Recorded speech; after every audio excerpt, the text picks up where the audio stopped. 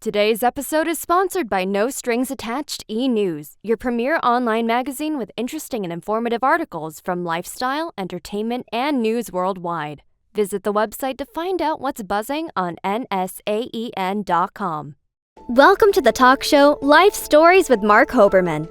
The goal of this show is to provide a learning experience to people of all ages, with guests from various fields in academics, a wide range of industries, and insight into the many forms of art, athletics, and entertainment. We hope you enjoy the show. Actor, stuntman, and producer Joe Rabl is today's guest. Joe will talk about his career in film as well as his new project, Solar Store. Joe Rabl, welcome to Life Stories with Marc Hoberman. Thanks for your invitation, Mark. How's it going? It's going great. So good to see you. So much exciting stuff to talk about, especially with your new project. But before we get to that, Joe, can you tell me a little bit about your childhood? My childhood? Oh, I grew up in Austria in a little mountain town in a wine area. It's a special wine. This kind of wine only grows in Austria, nowhere else. So it's in the western side of Styria, not so far away where Arnold Schwarzenegger growing up. Mm-hmm. So the main town, it's Graz. It's maybe 20 minutes away from the city where Arnold Schwarzenegger was growing up. Then I started in kindergarten theater playing D'Artagnan, Three Musketeers. Okay. Wow. I was a really bad guy in the kindergarten. Nobody liked me. Because I make the people always crazy when I was a child, Even my parents, I make crazy. But I spent the whole time in the woods. So I have so much freedom. I was in the woods. I was in the countryside. I explored all the nature when I was a little child, where I was born in the city. Yeah, and did some. I was in the chef school in Austria. I'm a trained chef, but the most important, I started dreaming also go to Hollywood when I was already in the kindergarten. So I made everything already when I was a child, what I want to do when I be adult, Well, you sound a little like Arnold Schwarzenegger. So it's yeah, really that's cool. I love my Austrian. I cannot say I will back. Yeah, I swear to you, I was deciding whether or not I wanted you to say I'll be back, but you said it already. So friends of mine call me you're Arnold without of muscles. Exactly. You could call people and do phony phone calls and pretend to be Arnold Schwarzenegger. So that's great. So so much rich your childhood in Austria. And I just love that. And we're going to talk about being a chef a little bit later. But you talk about acting even in kindergarten. So you certainly did your part to hone your craft. What was it like at the various schools that you attended for actors? Stella Adler and Harry, I think Master George and Lee Strasberg in New York. First arriving was New York City. First year I was there in Stella Adler and Actor Studio in New York. And what was that? I like New York, but it was a cold. So I want a big shot. I want to go to Hollywood. I changed location. After a year, I was going to New York, to Los Angeles. And then I was working in a Mexican restaurant because my English was not so fine. Too much accent, like the problem like Arnold has also. And I have to support myself. I was working as a dishwasher. I cleaned toilets. I was working on construction. Even I was in Alaska on a fishing boat to pay my acting school. Lee Strasberg, Stella Adler, private acting coach, UCLA director, producing American Film Institute on Los Feliz, I guess is this address, AF. And I was meeting a lot of nice people, and I was so excited. I couldn't speak any word of English. I didn't know where to go when I was arriving at the JF Kennedy Airport in New York. So, wow, what's going on? What am I doing now? Because I didn't know anybody. I was by myself. And the fun part is I called my mother and she told me, hey, son, go home. Your lunch is ready. No, it's not possible. I'm in Hollywood. Wow. Well, I've interviewed some people And I'm always so impressed and amazed at how many other jobs they had to have, because when they have the dream and the goal, they're willing to do anything. So I did not realize you worked on a fishing boat. I'd love to hear a little bit about what that experience was like.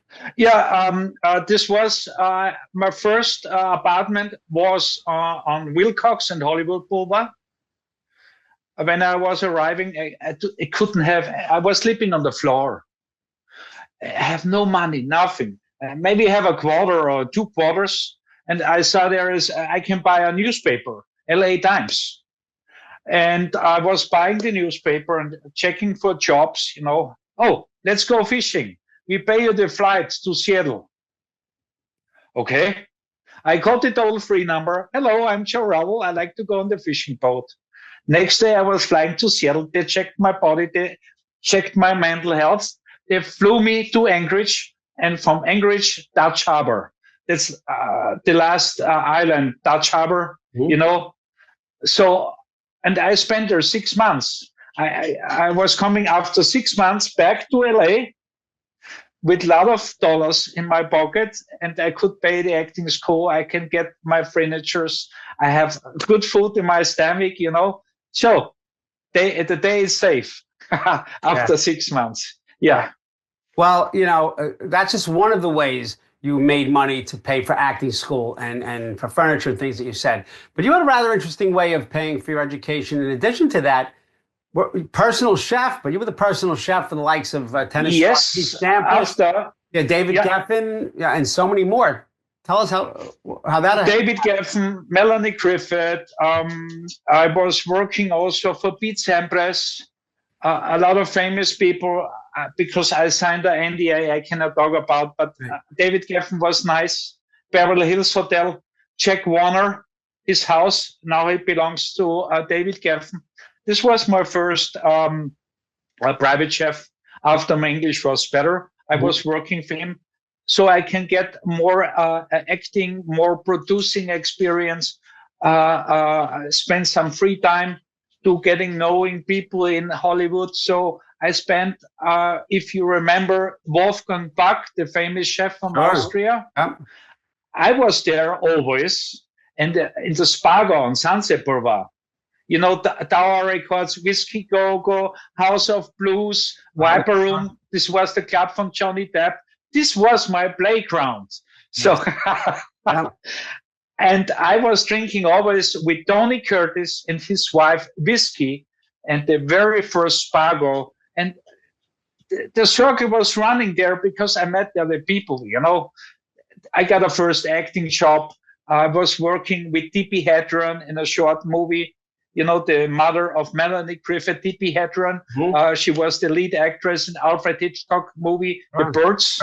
So I met David Bowie, Quentin Tarantino on Hollywood Boulevard. At this time, nobody is anymore in this area. It's really hard to catch people at this time. When I was 20 years ago in LA, or 25 years ago when I arrived, everything was more possible.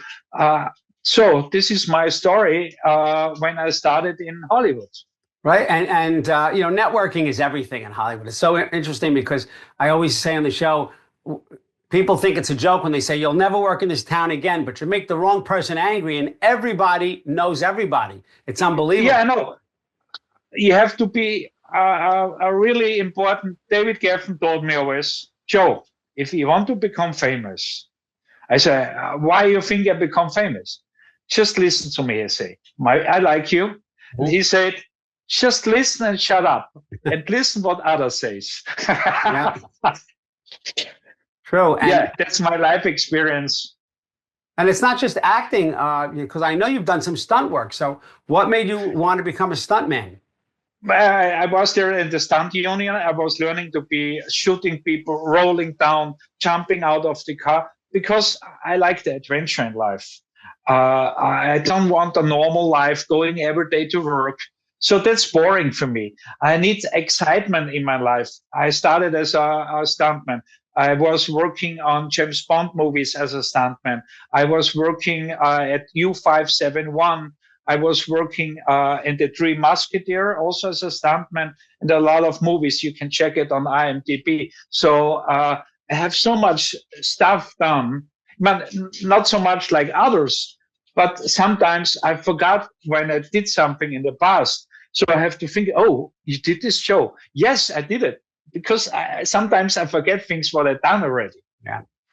Because I was working also as a commercial face for commercial spot all over the world. And then I did print commercial. So when I was looking better, now I'm 52. And I was completely different looking when I was a couple of years younger. So I print commercial spot in Austria, in Germany, in the United States. I played there. I did a commercial spot for Chinese people. So I take everything what's possible because I want to work so bad in front of the camera. But I was not so, how I say, I want this. I let it flow, I go with the flow. Right. Well, weren't you also injured? Stuntmen get injured yes, a lot. I had an accident. I was working on James Bond Spectre, and I broke 2 my feet, and then my stuntman career was over. Wow. Yeah. But it's okay. You learn from every accident, and then I started riding. And yeah, so many people, who are actors and or stuntmen that I've spoken to, they either start writing or at some point they end up writing. So talk about when you flipped that switch. Did you start writing because your stunt career was over? Yes and no, because this was a couple of years ago when the pandemic started worldwide. Right. And I remember my idea about solar storm. I got this idea when I was working on a fishing boat in Alaska. I saw the polar lights. What's going on? This looks so cool, all this different color in the sky. And there started my first idea for my project, Solar Storm, what I am producing right now.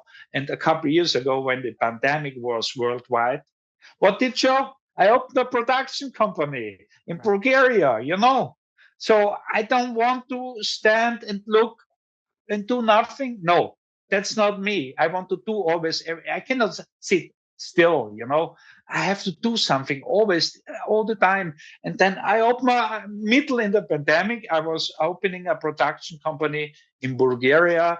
It's one of the biggest film studios, New Boana in Sofia, Bulgaria. They shoot a lot of big Hollywood movies there. And I love the people there. And this is a big 70,000 square meters studio, London set, New York set, Middle Age set, 17 sound stages.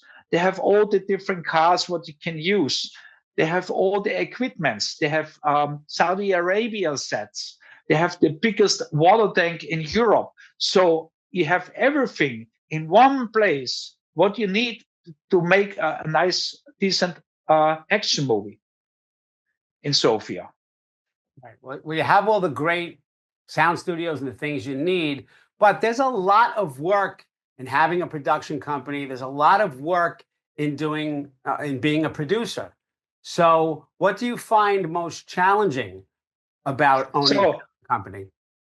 I was like 16 hours at the beginning, every day on the phone. I found my composer in London. I found my VFX guy in London. We worked together with my composer for Solar Storm. I'm also the writer and producer. I'm preparing myself right now for the film festival in Cannes. It's starting in 1 month around. And I get my composer from London.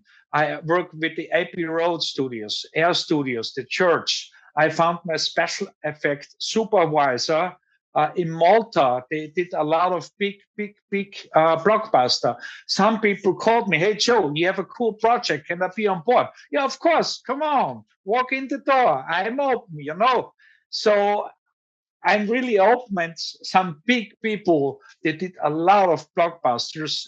They called me, hey, Joe, nice project. Let's go on. I want to be on the project. Of course, yes. My attorney is from Rome. He's also the attorney from Russell Crowe. He worked also for Andy Garcia. He did some work for Spike Lee, Christian Colava in Rome. It's also my attorney for the project and also for my company, Pelican Picture. It's the name of my company. And, I know it was a lot of her work. A lot of people, how you did it. I was 7 days, for years, 7 days, 24 hours, seven. I was on the phone calling people, making people crazy. When people don't call me, I call them. Why you didn't call me? Didn't know what to answer, Because so for me, it's just so important because I finished already four screenplay. I have Solar Storm. I have In the Shadow of the Red Salamander. I have Colo. And I have a nice movie choice. So with this package, I will arrive this year in Cannes. I just was reading before, there's a chance Denzel Washington will come to Cannes this year. And because I need him for my lead, but in Solar Storm. And when I see people, I don't mind. For me, it's not a matter somebody is famous or somebody is not famous.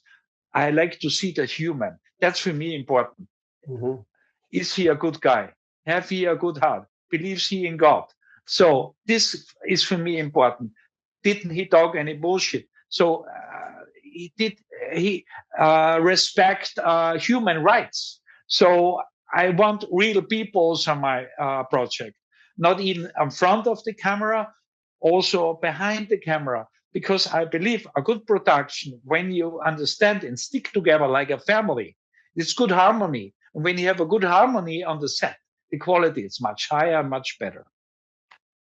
Oh, that's an important philosophy to have, and it's great that you shared that with Now us. later, I'm thinking also directing. I never direct, but I know I can do it. Mm-hmm. I just got also, because on the side I do also some acting. I got also an offer to being in a nice movie as a lead actor again, because the last time I was working in front of the camera 7 years ago, I think, because I focused so much on writing, producing, opening, working on my dreams. I finished already 7 screenplays in the last couple of years. So I focused that. Now all the screenplays ready. Now I go back to acting. I hope I have a nice publicist. Her name is Beatrice Davis, and she's supporting me amazing. And I have to say also thanks to her, because that's why we do the interview today, because she connected me and you. So that's a great thing, and I'm really thankful. Yes. And a shout out to Beatrice Davis and Sassy Bee Worldwide, her company. Absolutely. And it's great to talk to someone like you who knows the many different facets. It's multifaceted. You have to know how to do the stunts. You know how to do the writing, the acting, the producing. It all comes together, but there's so many different little categories of it. So that means that with a lot of success, unfortunately, comes a lot of failure and struggle. So on my show, we often talk about the story behind the glory. So what struggles did you have to overcome in order to achieve success in your industry? My struggle is it's a really personal thing. A lot of people say to me, "You have talent, go ahead, go ahead." That's not so easy. Then when I watch myself, Joe, really, do you have a nice talent? Can you do the job? So I have a problem sometimes with myself. Okay. That's my failure. If I'm a good enough to be make the quality for a director or for other producer, so I have a lot of self-confidence. But I have also the problem, Joe, no, maybe the people don't like me, but maybe your English is not good enough. All this, you know what I mean. Yeah. Well, this is my big failure. That's very honest, and thank you for that transparency, because many people that I ask, when I ask that question, they talk about external forces and things on the outside that stop them. And you're talking about internal, how you could be your own worst enemy, even though you are confident. So I really appreciate that honesty. But now we have a couple of minutes left, and I want to talk about, you're the CEO and founder of Pelican Pictures. So tell us how that came about, and then I want to talk about Solar Storm? The thing is, I don't like castings because I do the old-fashioned way. When I was living in LA, I did a live casting directly face to face with the casting director. What I hate at this time right now is the e-casting. Mm-hmm. And then I was saying, when I'm my own producer, I can cast myself. So I don't need a casting director. That's your answer. So yeah, that's I hate e-casting. I mean, I don't talk to the stupid phone or to the camera of the computer or a laptop. I want to see the reaction of the casting director. I want to do a good performance. right. Well, that human interaction is always so important. So now you're doing something very exciting. Let's end in the final few moments with your hopes for Solar Storm, what's going next with that, and what your plans are. And my attorney Christian Kolova from Rome and myself working right now with a financial company in Switzerland, and we had a couple of days ago a big meeting. He flying to the Saudi Arabia, so to Qatar, and my project SolarStorm is around 50 million euros, so it's quite a number. It's my first big project, but I know so I can get somewhere to 50 million because the investors we working right now on with my financial partners in Switzerland, we have already contacts to the investors. We only have to wait after Cannes. We have more idea because they're talking about also other movie they want to produce with Jennifer Lawrence, where I'm the producer. And we want to produce and invest to get the investment for two projects. One, it's not my project. I'm only the producer. It's the Game of the Kings. It's a action comedian, and we want Jennifer Lawrence as a lead. We will see how this happens, and I will be the other producer when I get the financing, of course. And then Solar Storm. So we tried with our financial partners in Switzerland to finance two projects at once. So it's more protection for the investors, because when one movie makes less money and the other makes a higher amount, so it's safe for the investors. Right. Well, certainly wish you luck with that, and at the Cannes Film Festival. So everything will be well. I yes. don't know the time and date, right? Because I know I did a good job. Yes, because you'll make Solar Storm. This is an action thriller. It's about solar storms, and you know what solar storm? Yeah. The cell phone don't work anymore. Then computer power, everything is off. In Solar Storm, the story is in a city where a solar storm hits the city. Totally chaos. Totally no more power, no more internet, no more cell phone, no more communication. So what's happened? What do the people? It's about a movie about the people, what they do when they have no more power, when they cannot pay with their ATM cards their food, when they can't pay, they can't cook anymore. So it's a real, because the first solar storm was 1856 or 1858. David Carrington, this was a scientist from London, and you can find it also on Wikipedia, Carrington event. So this was happening when they found the first situation with a solar storm when they hit on Earth, on a city or however. Because in this time, technology is much more. And so what happened when in these times a solar storm hits a city? Totally chaos. No more money, no more food, no more water, nothing, no electricity. So this is about, in my city, movie, in my action thriller about solar storm. This is the story about solar storm. Got it. Well, I wish you so much luck at the Cannes Film Festival, and I'm sure all these things are going to make happen. So, Joe Rabl, thank you for joining us today and sharing so many No inspiring problem. stories. Thank you for the invitation. My pleasure. Best of luck And to send you. you all the guys and hello, and see you next time. You got it. Take care. Thanks You got again. it. Thank you. Have a nice day. You too. Thank you for watching Life Stories with Marc Hoberman. To contact Marc, email him at info@lifestorieswithmarchoberman.com or visit him on social media through Facebook, Twitter, Instagram, TikTok, and LinkedIn. Thank you for watching Life Stories with Marc Hoberman.